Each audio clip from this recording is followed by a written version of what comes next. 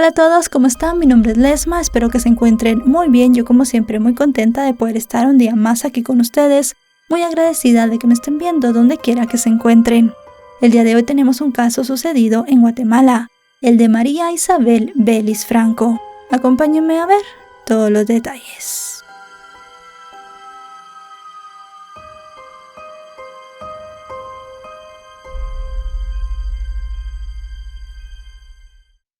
María Isabel Vélez Franco nació en Guatemala el 13 de enero de 1986. Era la mayor de 3 hermanos y vivía con su madre Rosa Elvira Franco Sandoval, sus hermanos Leonel Enrique Vélez Franco y José Roberto Franco, además de sus abuelos maternos Cruz Elvira Sandoval y Roberto Franco Pérez. Su madre, nacida el 29 de mayo de 1961 en Zacapa, trabajaba en el Centro de Estudios Folclóricos de la Universidad de San Carlos, en la cual comenzó a estudiar leyes como su padre, quien había sido magistrado presidente de la Sala de Apelaciones de la región. La pequeña María Isabel se llevaba muy bien con sus 2 hermanos menores, con quienes jugaba y compartía todo.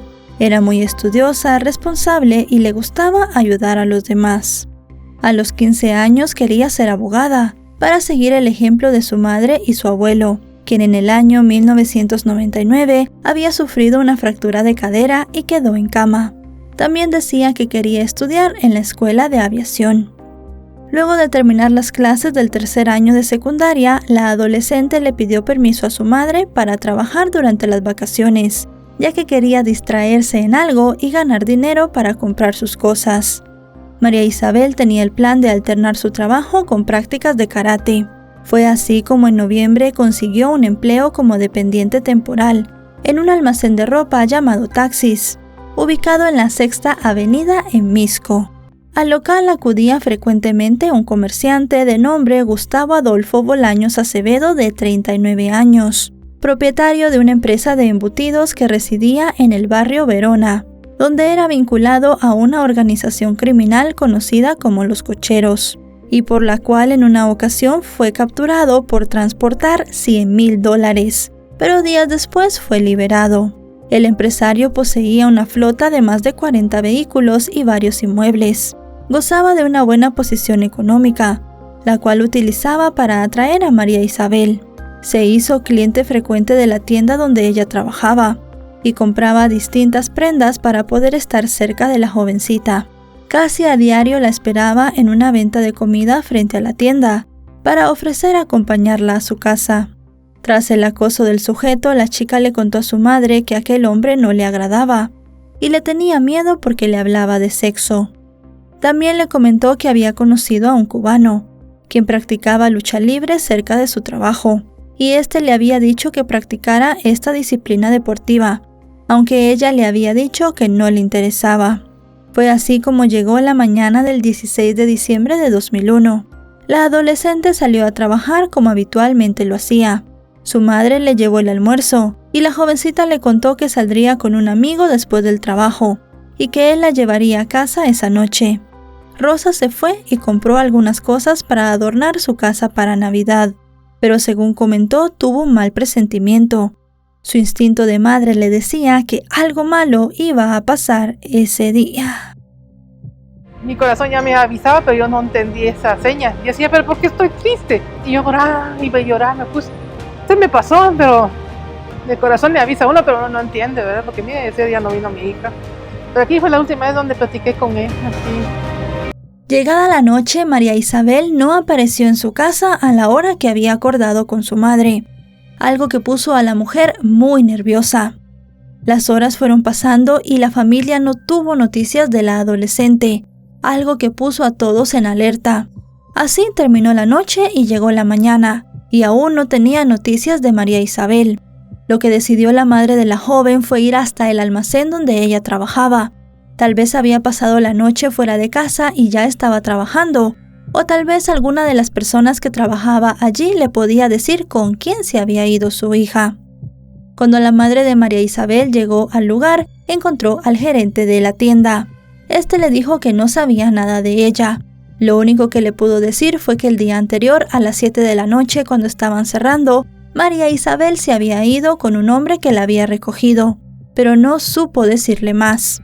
Inmediatamente la mujer fue hasta la comisaría de la policía para poner una denuncia, pero el jefe de la estación le dijo que tenía que esperar 72 horas para que ellos pudieran considerar que María Isabel era una persona desaparecida y en peligro. Luego traté de presentar la denuncia como 4 veces en la Policía Nacional Civil, pero me decían que tenía que esperar 72 horas. Y aquellas palabras abusivas, ofensivas, que si yo era prostituta, que si mi hija era una prostituta. Y yo estaba muy aturdida y yo, cuando oí eso, ¿qué abusiva es? Pero no, yo lo que quiero es que busquen a mi hija. No me pusieron atención. El nombre del jefe de la subestación era Jorge Mario Ortiz Maquis. Ante la insistencia de la mujer, quien acudió varias veces a las dependencias policiales, finalmente pasadas las 4 de la tarde, el Servicio de Investigación Criminal le tomó la denuncia. Les dijo a las autoridades que su hija se había ido con un sujeto, que podía ser un hombre que la había estado acosando durante las últimas semanas. Los oficiales que tomaron su declaración comenzaron a preguntarle sobre las actividades de la menor. Le cuestionaron si consumía drogas o si era una chica alocada, y le insinuaron que podía haberse escapado con algún enamorado. La madre siguió buscando a María Isabel por su cuenta, apoyada por amigos y familiares. Sin embargo, ninguno de estos esfuerzos rindió frutos, y el 18 de diciembre la policía recibió una llamada anónima que indicaba la presencia de un cadáver en un terreno baldío en Ciudad San Cristóbal, en la zona 8 del municipio de Mixco, al oeste de la urbe capitalina. Pasadas las 2 de la tarde se presentaron al lugar varios jefes policiales y un helicóptero sobrevoló el área. Entre la maleza fue hallado el cuerpo de una jovencita dentro de una bolsa de plástico llena de semen. En el lugar se determinó que la víctima había sido atada de pies y manos con un alambre de púas, y además que tenía distintos golpes en la cara, los brazos, el tórax y las piernas. Además de eso, se podía ver que había intentado defenderse, pues sus uñas estaban dobladas hacia atrás. Jorge Mario, el jefe que había tomado la declaración de la madre de María Isabel sobre la desaparición, también llegó al lugar. Algunos de los agentes vieron cómo este hombre quitó una cuerda que María Isabel tenía en su cuello, y además de eso hizo que se tardara mucho la identificación de la víctima. Retrasó bastante los procesos y no quería que el cuerpo fuera levantado. La madre de María Isabel, quien estaba muy pendiente de las noticias, vio que se había encontrado el cuerpo de una joven mujer e inmediatamente fue a la morgue para ver si se trataba de su hija. Y en efecto, el cuerpo en la morgue se identificó como el de María Isabel Vélez. Aquí ya con los resultados de los exámenes forenses que determinaron que ella había muerto debido a una asfixia y había sido abusada sexualmente, la mujer comenzó a pedir justicia por su hija. Además de las heridas, el cabello de María Isabel había sido cortado y teñido de rojo. El cuerpo fue entregado a sus familiares el día 19 de diciembre y la adolescente fue enterrada el día 20, acompañada de sus familiares y amigos. El hombre que presuntamente la acosaba también asistió al funeral a darle el pésame a la madre, acompañado por más de 50 funcionarios policiales. Entre la denuncia de Rosa y la aparición del cadáver, no hubo pruebas de acción alguna por parte de las instituciones estatales responsables de la investigación. Días después, la policía comenzó a realizar entrevistas a testigos, estudios de llamadas del celular de la víctima y además pruebas de la ropa y el peritaje de la escena. El agente a cargo del caso declaró ante el fiscal que la muchacha frecuentemente ingería licor y drogas en un taller mecánico de autobuses y que era una joven alocada, que presuntamente pudo haber tenido una discusión con alguno de los sujetos con los que consumía y terminó muerta. Al inicio de la investigación existió un conflicto de competencia entre el Juzgado Octavo de Guatemala, donde se realizó la denuncia de desaparición, y el Juzgado Primero de Mixco, donde se encontró el cadáver. Para ese momento, ninguna actuación policial había dado resultados positivos. El caso de la desaparición y posterior asesinato de María Isabel pasó de un juzgado a otro sin seguimiento de las autoridades. El tiempo fue pasando y en 2002 Rosa sufrió un infarto y una trombosis, por lo que tuvo que suspender sus estudios de leyes. El 21 de noviembre de ese año, la Cámara Penal de la Corte Suprema de Justicia determinó que el juez competente era el Tribunal de Mixco. Luego de un tiempo prudencial para poder curar sus dolencias y también poder pasar el duelo por su hija, Rosa decidió que ella misma tenía que hacer la investigación. Sabía que la policía no estaba avanzando en nada, ni siquiera le estaban poniendo atención al caso. Ella estaba determinada a encontrar al asesino de su hija y sabía que hablando con las personas del lugar podía encontrar una pista muy importante. Y así fue. Ella comenzó a hablar con algunas personas que estaban cerca del almacén el día que María Isabel fue asesinada, con algunas personas de su entorno y compañeros de trabajo. Hablando con uno de los jóvenes que trabajaba en el mismo almacén que la chica, ella pudo saber que ese día se habían llevado a la menor a la fuerza. El chico le comentó que cuando estaban cerrando, María Isabel salió a la calle porque estaba esperando a un supuesto amigo. En ese momento llegaron 2 automóviles. Uno que el joven describió de marca Mazda, pero no dijo el color, y otro que dijo que era de color rojo, pero no supo decir la marca. Sea como sea, de este automóvil salieron algunos sujetos. Uno de ellos se puso a hablar por teléfono, mientras otros 2 agarraron a María Isabel por la espalda y la subieron a uno de los vehículos. Luego de eso, el sujeto que estaba hablando por teléfono se subió al otro automóvil y los 2 se fueron sin un rumbo fijo.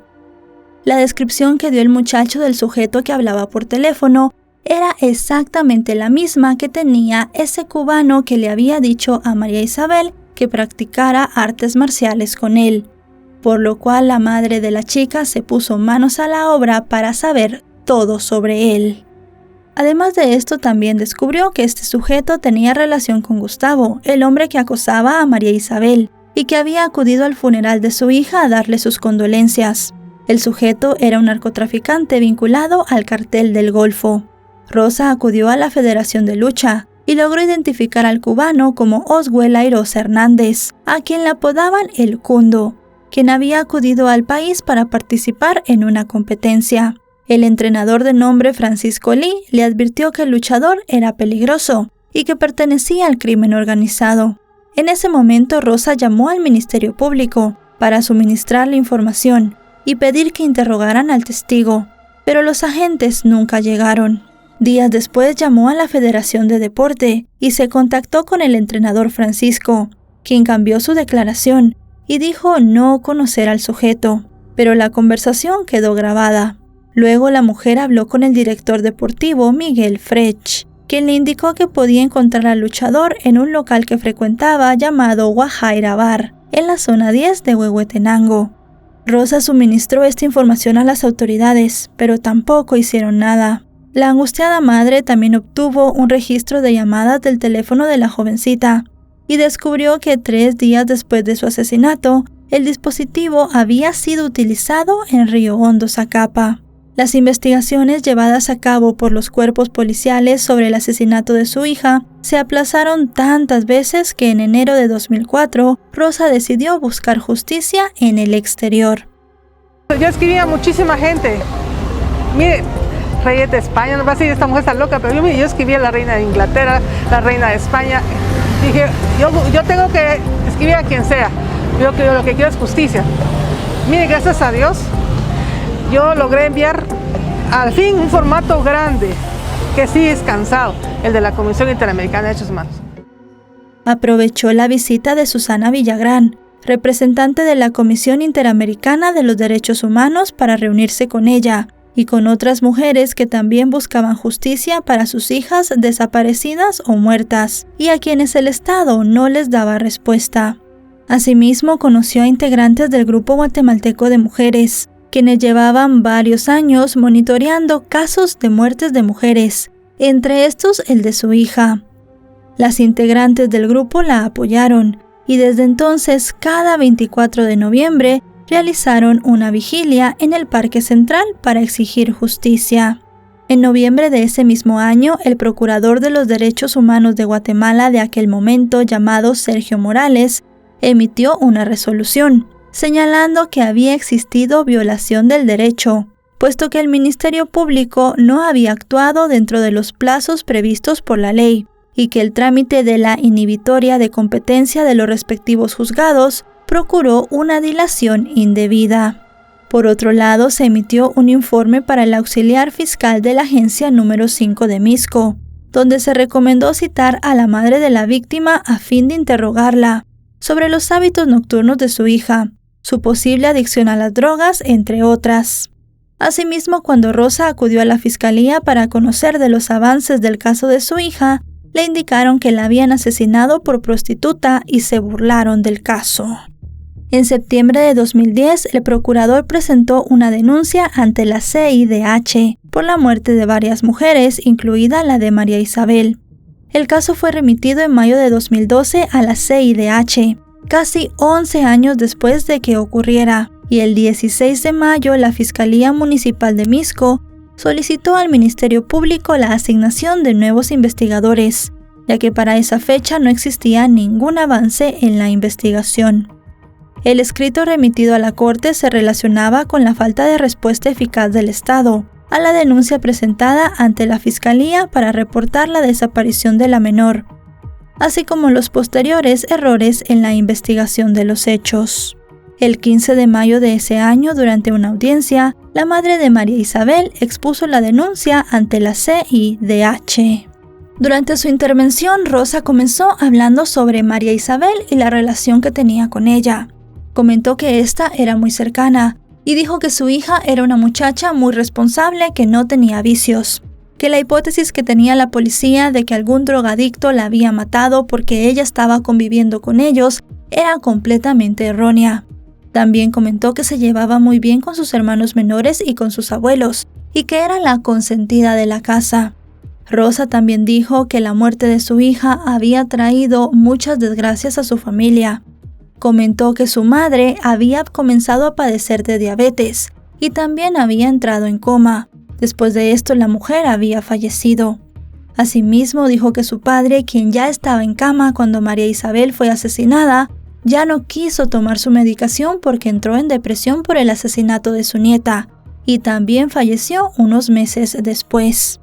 Rosa dijo que su familia había sido amedrentada. Desde agosto de 2004, ella había recibido llamadas amenazantes en su casa. También se presentaban frente a su propiedad vehículos blindados, vehículos de la policía y otro tipo de cosas. También comentó que varios agentes habían llegado a tocarle la puerta de su casa para decirle que no siguiera con su investigación. Dijo además que algunos hombres vestidos como guardaespaldas privados habían llegado a su trabajo y le habían dicho que no siguiera con su investigación, que se tenía que quedar callada o la matarían. Señaló que a raíz de eso recibió protección policial para cuidarla, y el 30 de julio de 2007 una de las personas que la cuidaba fue baleada, y aseguró que hasta esa fecha continuaba recibiendo amenazas, e incluso en una oportunidad habían seguido a su hijo menor cuando llevaba a su novia a su casa. Además, denunció que existieron una serie de irregularidades durante la investigación, entre las que destacaban fallas en la preservación de la escena del crimen, así como deficiencias en el manejo y análisis de la evidencia recolectada. Acotó que a pesar de que los testigos dieron datos que identificaban a los principales sospechosos, la fiscalía no investigó a fondo. Señaló que el lugar donde había sido encontrado el cuerpo de María Isabel fue quemado al día siguiente para borrar evidencias. Comentó que estaba luchando contra un monstruo, ya que el presunto sospechoso estaba vinculado al crimen organizado y al cartel del Golfo, y un hermano del sujeto estaba detenido, y era uno de los dueños del terreno donde fue encontrada muerta su hija. Además, aseguró que todos tenían nexos con la policía de Guatemala. Advirtió que había aportado evidencias a los investigadores que estaban asentadas en los expedientes, pero hasta la fecha no habían hecho nada, e incluso los trabajadores del almacén suministraron a los agentes a cargo del caso una agenda con los números telefónicos del personal que trabajaba en el local, pero tampoco indagaron sobre eso. Al final de su intervención, la madre de María Isabel se arrodilló ante los presentes para pedirle a Dios justicia por la muerte de su hija. Luego de 11 años del crimen, el 28 de julio de 2014, el Estado de Guatemala fue condenado por la Corte Interamericana de Derechos Humanos como responsable de las violaciones a los derechos de la adolescente, así como la falta de respuesta eficaz a la denuncia presentada por la madre, cuando reportó la desaparición y las posteriores investigaciones de los hechos. En su sentencia, la Corte determinó que hubo omisión de búsqueda, lo cual implicaba que el Estado, en perjuicio de María Isabel, faltó a su deber de prevenir violaciones a los derechos a la vida e integridad personal, lo cual estaba contemplado en la Convención Americana sobre Derechos Humanos, en relación a los derechos del niño. Ante ello, se ordenó reconducir las investigaciones de forma eficiente y abrir los procesos penales correspondientes, efectuar un acto de disculpas públicas, fortalecer al Instituto Nacional de Ciencias Forenses, aplicar de forma correcta la ley contra el femicidio y otras formas de violencia contra la mujer, capacitar a los funcionarios del sector justicia, entre ellos los fiscales y los agentes de la Policía Nacional Civil, brindar atención médica o psicológica a la madre de la víctima y pagar las indemnizaciones por daños materiales e inmateriales. El 30 de julio de ese año, con pancartas sobre el caso de María Isabel, activistas de Amnistía Internacional se manifestaron para pedir el fin de la violencia contra la mujer y exigieron a las autoridades guatemaltecas que cumplieran en su totalidad con la orden emitida por la CIDH.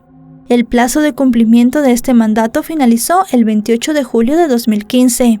Sin embargo, para ese momento las autoridades no habían hecho nada de lo estipulado, ni se habían dado avances sobre el caso. Fue así como 14 años después del asesinato de María Isabel, su madre hizo otra denuncia pública. Ella dijo que durante ese tiempo, desde que había salido la sentencia de la CIDH, no se habían hecho todas las cosas que esta entidad había pedido. Comentó que no se le había brindado ayuda psicológica, tampoco se le había dado el resarcimiento que le habían prometido, y no habían avanzado las investigaciones, que era para ella lo peor en todo el caso. Dijo que la persona que se tenía que hacer cargo de todo esto era el en ese momento presidente de la República de Guatemala, Otto Pérez Molina, pero el general retirado no le había dado seguimiento al caso, y ni siquiera había intentado hablar con ella. La madre de María Isabel sentía que nunca conseguiría justicia para su hija, pero con el paso del tiempo se fueron dando muchas mejoras gracias a ella y a su constante trabajo. Y es que el caso de María Isabel había sido el primero en llegar a la CIDH por temas de femicidio, y gracias a los esfuerzos de Rosa se provocó la promulgación de la Ley de Búsqueda Inmediata de Mujeres Desaparecidas, publicada en el Diario Oficial de la Nación el 1 de marzo de 2016.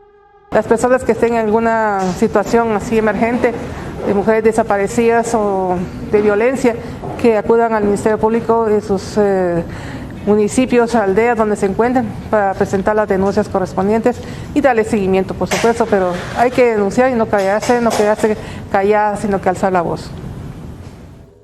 La exfiscal Telma Aldana comenzó la brecha del programa, y en los primeros meses de gestión de Consuelo Porras, el método se presentó bajo el nombre de Alerta Isabel Claudina, en honor a María Isabel, pero también a otra joven, Claudina Velázquez Pais, de 19 años.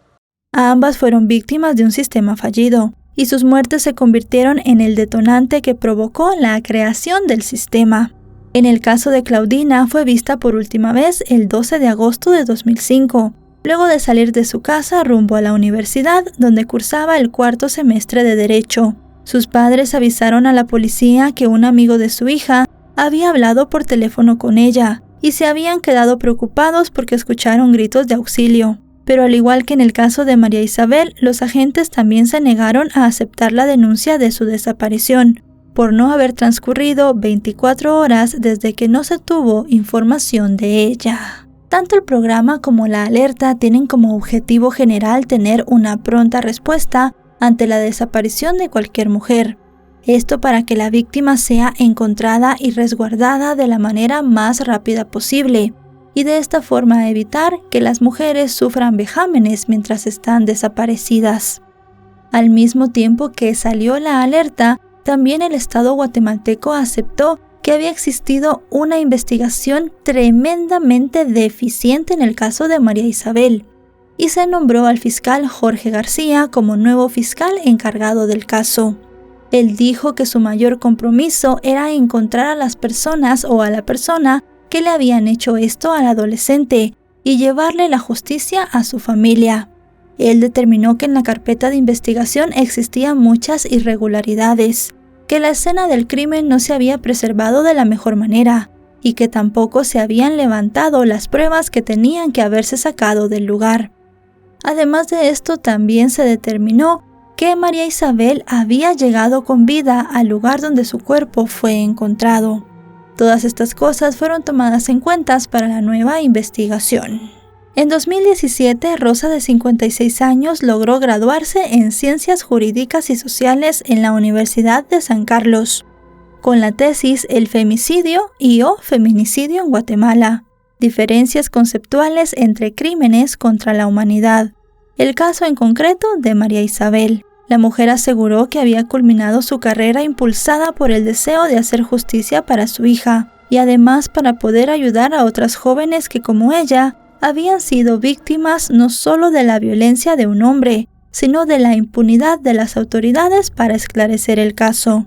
Luego de casi 3 años de investigaciones, la Fiscalía logró presentar el caso en 2019 ante el Juzgado de Mayor Riesgo A. En julio de ese año se giró la orden de captura en contra de Gustavo Bolaños y también del jefe policial Jorge Mario Ortiz, quien se había retirado en 2011 con 25 años de servicio en la Policía Nacional. Esto por su supuesta complicidad al ocultar evidencias en el caso de la menor. El arresto de Gustavo Bolaños, recordemos que era el hombre que acosaba a María Isabel, se realizó el 24 de julio en la zona 1 capitalina. El hombre fue trasladado a la cárcel de la Brigada Militar Mariscal Zavala, un centro de detención preventiva donde están internados reos con poder económico o político. En el caso del ex policía, debido a su padecimiento de diabetes y cáncer, se le fijó una audiencia para que se presentara como medida de sustitución de la prisión preventiva.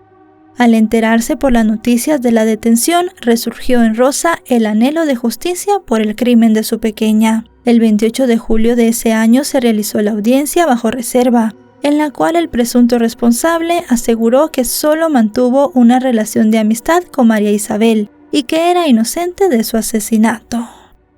Después de 2 días de declaraciones, la jueza Claudette Domínguez procesó a Gustavo por su presunta responsabilidad en el asesinato, ante el hecho de que acosaba a la menor, mientras que el exfuncionario policial fue acusado de haber omitido evidencia valiosa y obstaculizado a la justicia.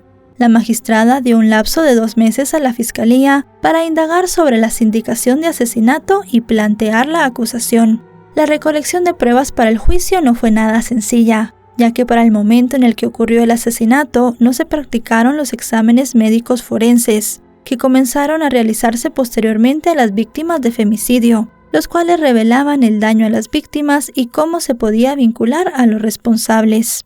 Sin embargo, el Ministerio Público logró reunir evidencias que vinculaban al comerciante y su cómplice en el crimen de la adolescente, y finalmente el 1 de febrero de 2021 comenzó el juicio en el tribunal. El acusado Gustavo Adolfo Bolaños Acevedo siguió el proceso en su contra a través de una videoconferencia, esto desde su centro de reclusión, mientras que el agente de policía había fallecido unas semanas antes de que el juicio iniciara, debido a una insuficiencia renal producto de una enfermedad terminal. En sus alegatos de apertura, los fiscales del Ministerio Público aseguraron que el policía fallecido había alterado la escena del crimen. Varios agentes, como ya sabemos, lo habían visto llevarse una prueba de evidencia del cuerpo de María Isabel. También comentó que había sido él quien había iniciado los supuestos rumores de que María Isabel había estado consumiendo alcohol con personas de la zona y que además se drogaba. Este exagente, según constaba en las investigaciones, había dicho que varios vecinos le habían comentado esto.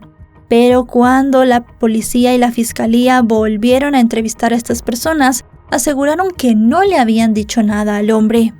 Él también dijo que el cadáver de la joven tenía un olor muy fuerte a alcohol, pero se determinó en los exámenes forenses que tenía una tasa de alcohol muy bajo en su sangre.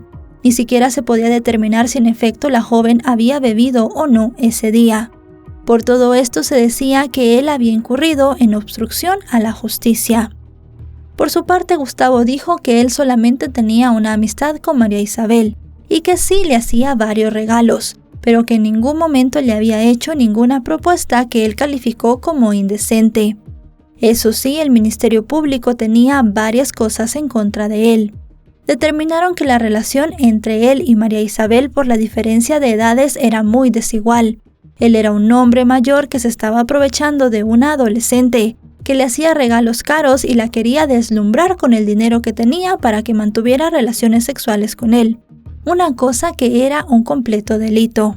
Además de eso, el hombre dijo que tenía una coartada, porque él supuestamente en diciembre del año en el que fue asesinada María Isabel estuvo de viaje todo el mes en Petén y no se encontraba en la ciudad capital.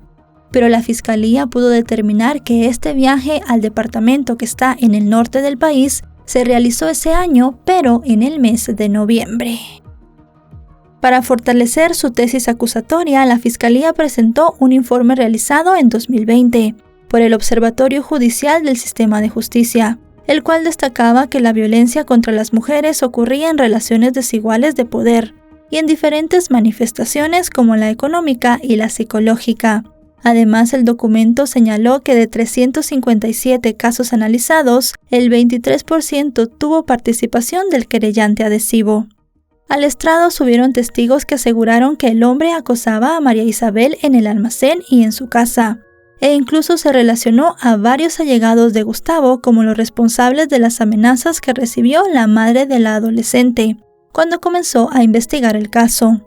El 18 de febrero, organizaciones sociales mostraron su repudio por los crímenes contra mujeres, con manifestaciones pacíficas, caminatas y pronunciamientos en las redes sociales. Recordaron algunos casos de víctimas de violencia, con una demanda de justicia que llevaba años de retraso como el de María Isabel, y exigieron una condena justa para su asesino. El 25 de febrero, la Fiscalía y la defensa de Gustavo presentaron sus alegatos finales. El Ministerio Público pidió una condena de 50 años de prisión para Gustavo, mientras que el abogado defensor alegó que su representado era inocente y que debía ser liberado. Durante el debate, la madre de María Isabel aseguró que a su hija la habían desacreditado siendo una niña y exigió al tribunal la pena máxima de 50 años para el homicida.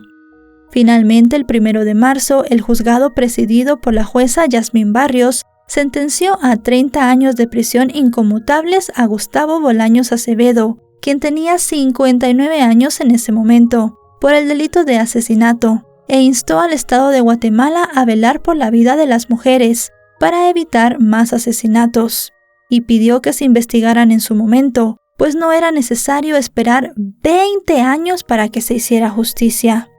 El asesino escuchó su sentencia por videoconferencia desde la prisión, mientras Rosa levantaba el retrato de su hija al escuchar la condena, la cual le permitía descansar en paz a María Isabel y a ella misma, quien siguió la pista del caso en un sistema de justicia que finalmente se decantó de su lado casi 20 años después. La madre declaró ante los medios que el proceso la había consumido a ella y a su familia. Agradeció todos los esfuerzos tanto de la Fiscalía como del Grupo Guatemalteco de Mujeres, la ONG que la representó y acompañó durante mucho tiempo. Posteriormente, el 18 de marzo, Giovanna Lemus, directora de esta organización, le entregó de manera simbólica de justicia la sentencia que condenó a Gustavo. Para Rosa y su familia era un momento trascendental, porque ella pensó que la justicia nunca llegaría, ya que en el país había mucha impunidad. Aseguró que a pesar de que ni con 1000 años de cárcel el asesino de su hija pagaría lo que hizo, finalmente se había hecho justicia. La mujer señaló que fue doloroso para ella recibir el veredicto y advirtió que le parecía un sueño encontrar justicia en Guatemala. Para ella había sido fuerte y triste todo el proceso que tuvo que vivir a lo largo de todos esos años, para que el culpable de la muerte de su hija fuera castigado, y finalmente podía cerrar ese capítulo y decirle a su hija que la misión había sido cumplida. se hizo justicia y Dios lo permitió. A Él sea la gloria. Gracias también al Ministerio Público por todo su esfuerzo, por toda su lucha también en ese momento. Como parte de la reparación de daños, fue construido un memorial en la Plaza de las Niñas. La desaparición y posterior homicidio de María Isabel dejó varias secuelas en la vida de Rosa, con el haber sufrido 2 infartos y padecer de diabetes. A Rosa le tocó aferrarse a la vida por sus otros 2 hijos, y esperaba que la sentencia contribuyera a que otras mujeres encontraran justicia. Ella recibió el premio de la Mujer del Año en 2021, por su incansable lucha en la búsqueda de justicia para las víctimas de la violencia en Guatemala. El deseo de Rosa siempre fue ser una profesional y formar una familia. Ambas cosas las cumplió, sin saber que transitaría en el camino una vida de dolor y luto, y que pasaría las últimas 2 décadas de su vida luchando para que se hiciera justicia por el asesinato de su hija. Rosa, de 60 años, dijo que tiene ansias de retomar su vida, seguir estudiando, viajar para conocer otras culturas, crear una organización para ayudar a otras mujeres y disfrutar en compañía de sus hijos, nietos y amigos. Actualmente continúa en la lucha diaria y ahora ve el lado positivo de la tragedia, como la creación de la alerta Isabel Claudina, la cual, según el Observatorio de la Mujer del Ministerio Público, había activado hasta noviembre de 2022 unas 7.700 alertas por desapariciones de mujeres en el país. Viendo el lado positivo, 89% de ellas se desactivaron porque las víctimas fueron localizadas. Y bueno, chicos y chicas, hasta aquí el video de hoy. Un caso muy triste, muy lamentable, muy doloroso, no solamente por la muerte de una adolescente que comenzaba con su vida, sino también porque fueron 20 largos, dolorosos y sufridos años para su familia para encontrar justicia. Si bien hay un hombre en la cárcel, otro que ya está muerto, realmente no se tienen datos de qué pasó con el cubano que practicaba artes marciales, que seguramente también fue cómplice de este horrible crimen. Hay muchas preguntas en el aire que nunca se van a contestar porque hubo una investigación deficiente, terrible por parte de la policía y del Ministerio Público, algo que se repite en nuestro país muchísimas veces. Realmente en Guatemala es muy difícil encontrar justicia, no solamente en casos de asesinatos para mujeres, sino en casos de asesinatos en general. La policía hace un trabajo terrible, todas las organizaciones están llenas de corrupción y es algo que verdaderamente tenemos que denunciar, se tiene que conocer. En la mayoría de países se tiene que saber que en Guatemala verdaderamente la justicia no existe para casi nadie. Lo bueno de todo esto es que ahora hay una alerta que ayuda mucho en las desapariciones de mujeres y que María Isabel y su familia al final obtuvieron justicia luego de luchar muchísimo por esta. Si este video les ha parecido informativo, recuerden dejarle un me gusta, recuerden suscribirse si no lo están. Actualizo 3 o 4 veces por semana y si están suscritos les llegará una notificación cada vez que yo suba un video. También me pueden encontrar en otras redes sociales, aparezco como LesmaVR. Ahora sí, nos vemos hasta otro caso. Adiós.